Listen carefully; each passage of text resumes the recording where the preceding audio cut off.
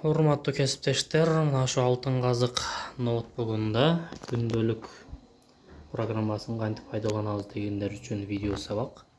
Ал үчүн алгач эле интернет браузеринен эмулятор, Android үчүн эмулятор көчүрүп аласыздар. Биз бул жерде BlueStacks деген 5 деген эмуляторду көчүрүп алдык. Буну көчүрүп алганыбыздан кийин Play Market açılат. Запускаем. Бул жерде BlueStacks кетип атат. Play Marketке кирүү үчүн алгач өзүңүздүн телефонуңуздагы аккаунт менен Play Marketке киресиз телефонуңуздан. Андан кийин ошол эле аккаунтту бул жака кошуп ачып аласыз. Эми ачкандан кийин мына бул жерде поиск деп турат. Бул жерге жазабыз. Күндөлүк.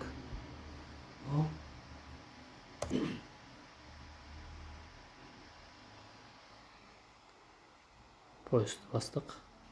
Play Market'ten издөө деп чыкты. Play Market деген бассаңыздар, BlueStacks'тан Play Market'ке перенаправление кылат. Күндөлүк.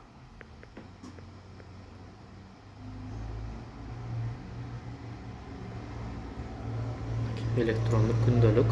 Биз кадимки эле колдонуп аткан мектептеги электрондук күндөлүк ачылды. Бул жагынан установитти басып коесуздар. Бул азыр ноутбукка установка болуп аткан учуру.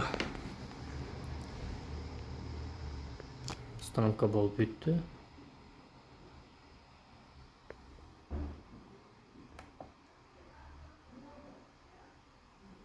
Мынакей күндөлүк деп рабочий столго кадимки эле программа болуп түшүп калды.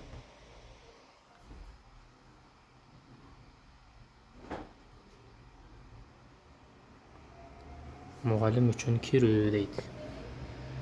Телефонуңуздагы эле күндөлүк.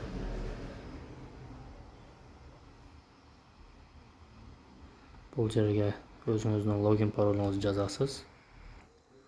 Логин паролуңузду жазып киргенден кийин мына ушундай болуп сиздин телефондогу эле күндөлүк программаңыз компьютерде ачылып калат. Мынакей. Менин класстарым, журналдар, баалар, катышуу, окуучулар портфолиосу, бүт баары телефонуңузда кандай болсо ошол боюнча ачылат. Мынакей бүгүн сабагыңыз жок деп расписанияңыздан бери чыгып калат.